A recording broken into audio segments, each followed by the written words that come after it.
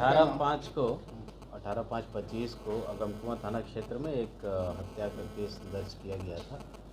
जो मृतक थे उनके पिता ने अज्ञात लोगों पर प्राथमिकी दर्ज कराई थी और इस घटना के उद्भेदन के लिए और अपराधियों की गिरफ्तारी के लिए सिटी एसपी ईस्ट के नेतृत्व में एक टीम का गठन किया गया था, जिसमें एसडीपीओ सिटी थे और थानाध्यक्ष टेक्निकल सेल की टीम्स थी। इस टीम ने मेहनत करते हुए लगातार सूचना संकलन करते हुए और technical investigation, manual intelligence, manual inputs के आधार पर इसका डिटेक्शन किया है सफलतापूर्वक और इसमें अभी तक कुल 8 लोगों की गिरफ्तारी हुई है टोटल। जो अभियुक्त गिरफ्तार हुए उनसे जब पूछताछ की गई तो ये पता चला कि ये प्रोफेशनल एक चोर के गिरोह हैं जो लगातार निरंतर पिछले 2-3 माह से अलग अलग क्षेत्रों में, थाना क्षेत्रों में गृहभेदन की घटनाएं कर रहे थे और जो पिछले मार्च से लेकर अब तक की 12 घटनाओं में इनकी संलिप्तता अभी तक प्रकाश में आई है अलग अलग थाना क्षेत्रों में। और बाकी हम लोग और भी थाना में विभिन्न बॉर्डरिंग डिस्ट्रिक्ट्स में भी सभी जगह इनके विषय में जानकारी हम लोगों ने साझा कर दी है ताकि किसी और थाना क्षेत्र में भी दिखता है तो वो पूछताछ कर सकते हैं, रिमांड पर लिया जा सकता है और लिया जा सकता है। जो घटनाएं घटित हुई, अभी जो 8 लोग गिरफ्तार हुए हैं उनके नाम है अनिल कुमार महतो जो आलमगंज के हैं, विक्की कुमार आलमगंज का, अनिल कुमार चौधरी सुल्तानगंज थाना का, राहुल कुमार बहादुरपुर, रॉकी रामकृष्णा नगर, बैजू कुमार रामकृष्णा नगर, शुभम कुमार मेहंदीगंज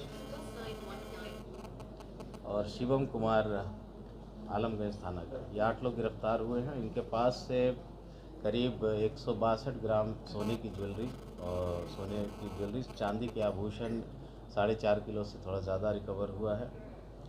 घटना में यूज़ किए जाने वाला मोटरसाइकिल, हेलमेट, ये सब तो बरामद हुए। मोबाइल फ़ोन 12 रिकवर हुई हैं इनके पास से। 3 पिस्टल, 4 मैगज़ीन और 12 जिंदा कारतूस भी रिकवर किया गया। बाकी डोंगल और गृहभेदन के लिए यूज़ किए जाने वाले जो सामग्री है वो भी रिकवर की गई।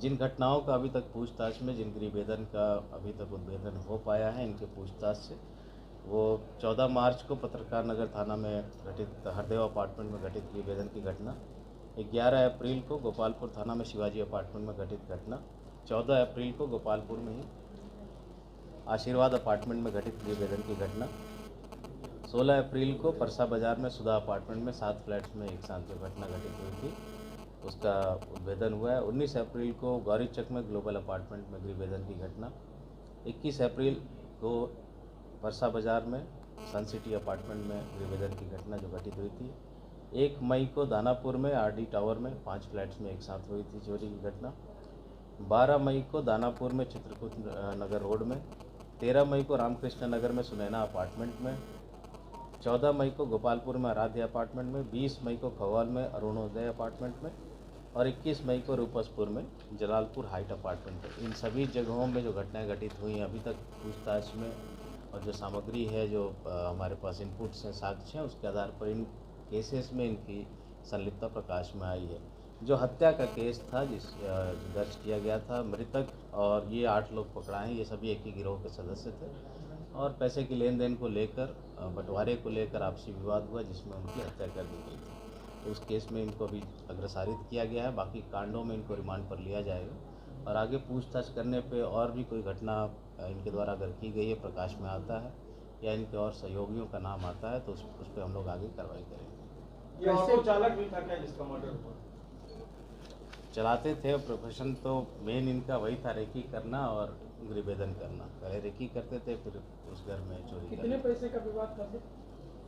एग्जैक्ट अमाउंट तो अभी नहीं बताया उन लोगों ने, बट पैसे की लेन देन को लेकर जो हिस्सा बंटता है, बंटवारे को लेकर ही था कि इनका कहना था कि जो मृतक थे उनके पास ज़्यादा हिस्सा चला गया था और बांटना नहीं चाह रहे थे, तो उसको लेकर ये घटनाकारी। घटना को कैसे अंजाम देते थे सर ये लोग? रेकी करते थे। इन टीम के 1-2 लोग पहले रेकी करते थे अलग अलग अपार्टमेंट्स में, जहाँ पर भी इनको लगता था कि सॉफ्ट टारगेट है कोई घर, तो उसमें फिर गृहभेदन की घटना को करते थे। अभी तक तो कोई सुनार नहीं इसमें पकड़ाया है, बट क्योंकि ज्वेलरीज हैं, ज्वेलरी सीधा आप दुकान पे, किसी भी दुकान पे आप नहीं बेच के कोई सामान ले सकते, तो उसको कैश करने के लिए तो किसी न किसी सुनार के पास उनको कांटेक्ट करना ही होगा। उस पहलू पे हम लोग अनुसंधान करें। मुख्य सरगना कौन है सर? मुख्य सरगना अनिल महतो है जो इन लोगों का हेड है, बट बाकी भी उतने ही इम्पोर्टेंट है। अनिल महतो एक मेन मास्टरमाइंड आप लोग कह सकते हैं कि इस केस में। कितने दिनों से इस धंधे में है ये? देखिए, अभी जैसा हमने बताया, अभी तक तो हमें मार्च और ऑनवर्ड्स केसेस की जानकारी मिली है इनके संलिप्तता की। हो सकता है इससे पहले के भी केसेस में हो। पूछताछ के लिए हम लोग रिमांड पे ले रहे हैं इन लोगों को और पूछताछ कर रहे हैं। बाकी थानों को भी सूचित कर दिया गया है। उनके यहाँ कोई अनडिटेक्टेड बर्गलरी के केस हैं तो वो लोग भी आकर पूछताछ करेंगे और उनके पास सीसीटीवी फुटेजेस हों या कुछ हो तो उसको हम लोग देख कर आगे बढ़ेंगे। ऑटो चालक को किसके द्वारा गोली चलाई? इसमें नाम आया है अनिल कुमार महतो, उन्होंने कहा कि मास्टरमाइंड है वही गोली चलाई। तो उनके द्वारा ही चुका। अप्रॉक्स कुछ बताया है अमाउंट के बारे में? नहीं, अमाउंट के बारे में भी तो नहीं है। हम लोग बोल रहे हैं रिमांड पे लेके फिर से पूछताछ करेंगे। वो सब डिटेल्स जो है बेसिक वो छोटी छोटी डिटेल्स हम लोग आगे रिमांड पर लेने के बाद पूछताछ करके उसको ठीक है। हाँ कि जीपीएस अपडेट हो रहा है गश्ती गाड़ी में। जीपीएस सभी पेट्रोलिंग व्हीकल्स में हम लोगों की लगी हुई हैं पहले से ही, कई वर्ष हो गए अब उसमें लगे हुए। टाइम टू टाइम सब में सॉफ्टवेयर अपडेट होता रहता है। तो जो भी सॉफ्टवेयर अपडेट होता है, जो सप्लायर हैं वो उसको अपडेट करते ही हैं। ये कोई बड़ी बात नहीं है। कोई भी टेक्नोलॉजी रहती है तो वो अपडेट निरंतर जो आएगा